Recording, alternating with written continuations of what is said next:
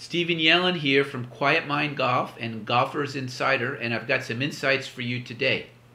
So what really wins PGA golf tournaments? It's not really beautiful swings. They all have beautiful swings. What really wins Major League Baseball batting titles? What really wins NBA titles? What really wins Tour de France's? What really wins World Cups? What really wins any time a professional athlete wins a tournament? It's a process in the brain. Sports is all about motion. Motion is all about the muscles. The operating system of the muscles is located in the brain. There's one specific process in the brain that when an athlete has consistently, as long as the mechanics are there, and on the highest level of professional sports, they all have very good mechanics, is that when that process occurs, then bingo, they take home the turkey at the end of the day. What's that process? Well, here we go. In order to produce motion in the body, any motion, a signal is generated in the brain about that motion, during the motion. Now, there are two parts of the brain that are very important as far as motion is concerned. One is called the prefrontal cortex, also known as the intellect. It's called the CEO of the brain. It's the discriminating intellect.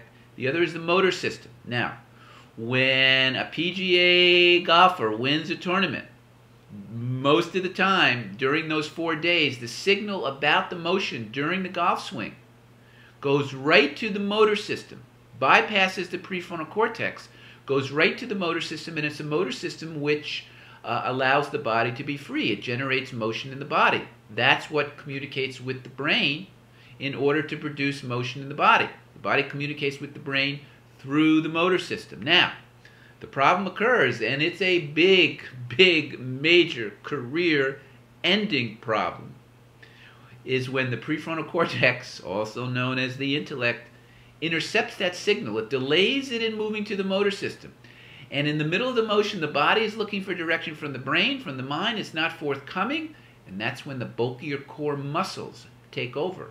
And that's when they dominate the motion.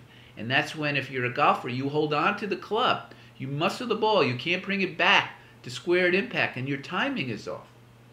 So and this is the same story for all professional athletes in all sports, because the operating system of the brain works identically for all athletes.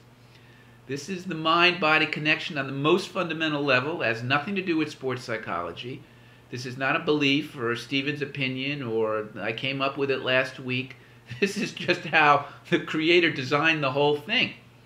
So when an athlete breaks through, they are experiencing this one process in the brain consistently. And a perfect example of this is what happened to Rory last year. What happened to Rory at Augusta? 5-shot lead, shoots a 75 or a 76. Trust me, guarantee that prefrontal cortex, that intellect, was intercepting the signal. He was holding on to the club. He was protecting his lead. He felt like he was in prison. Fast forward to Congressional, U.S. Open. He had a nice lead on Sunday, didn't he? Prefrontal cortex did not capture that signal that whole round. He was just free as a bird. He felt, it looked like it was a practice round. He was taking a walk in the park, and bingo, at the end of the day, he has that U.S. Open trophy over his head. And trust me, it felt very simple doing that. It felt very complicated at Augusta. It felt very simple at Congressional. Now, you think about when you played your best golf. Did it not feel simple?